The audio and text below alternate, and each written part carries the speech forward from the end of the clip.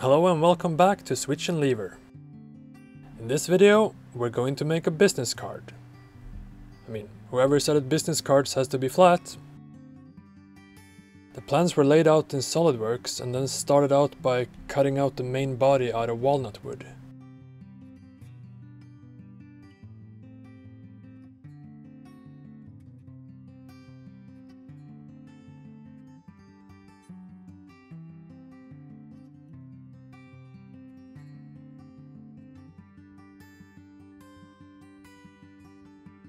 Sanding down the sides roughly to remove the marks from the table and bandsaw will help during the next step.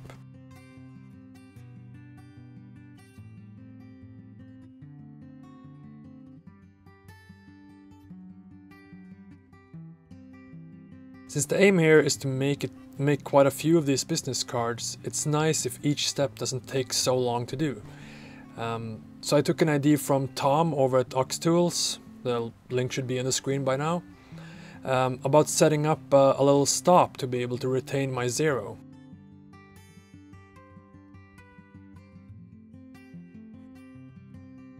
Unfortunately, since this mill and this vise doesn't belong to me, I can't go and drilling and tapping holes into it.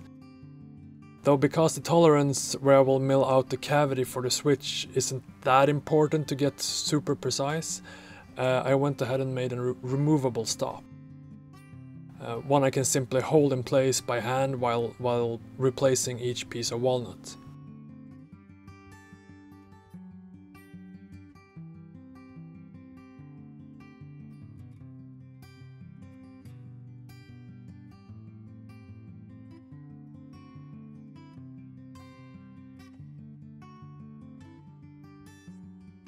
So I used a square piece of aluminum, filed and milled it down square, and then I milled a small lip on the side to be able to kind of hook it into the side of the vise.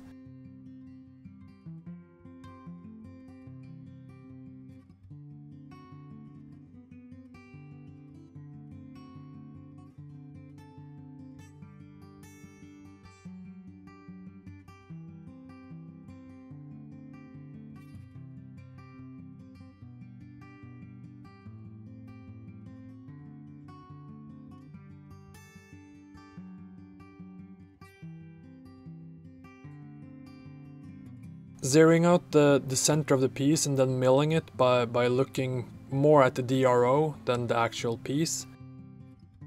Walnut is still so soft that the mill won't break off even though it's such a thin and long mill.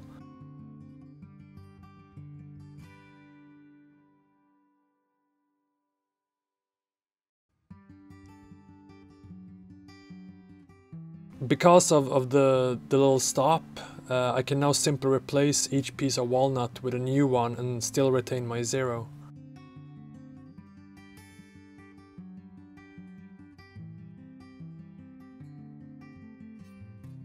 So next you need to make a small brass washer. If it's not perfectly flat after you cut it out, just show it who's boss with your anvil. When you drill the holes for the switch, drilling any hole for that matter, make sure your drill bit is well secured into the chuck.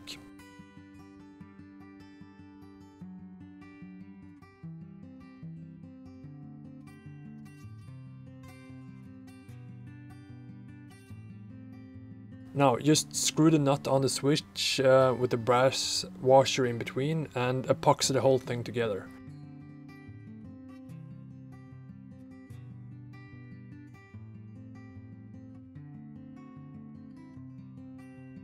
Cutting a slit in some electrical tape and wrapping it under tension makes for a pretty good clamp. Let it rest until the epoxy is cured and then sand away the remaining brass. But watch out so it doesn't heat up too much, as the epoxy may melt and loosen.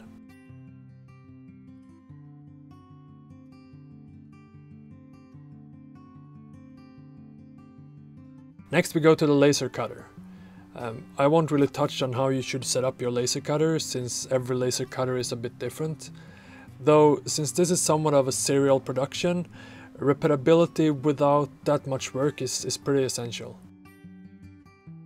So once you dialed in your laser cutter to the right position, mark it with some tape on your bed so you can both rotate the piece and replace each piece without every time having to dial it in again and again and again. So it saves time and quite a lot of frustration. And do some final sanding just to remove the last bits of roughness and then to slightly round off the corners.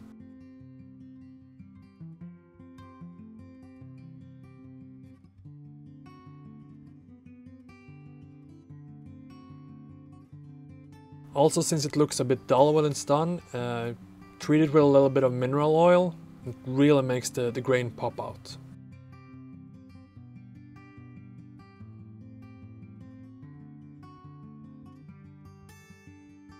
Thanks a lot for watching.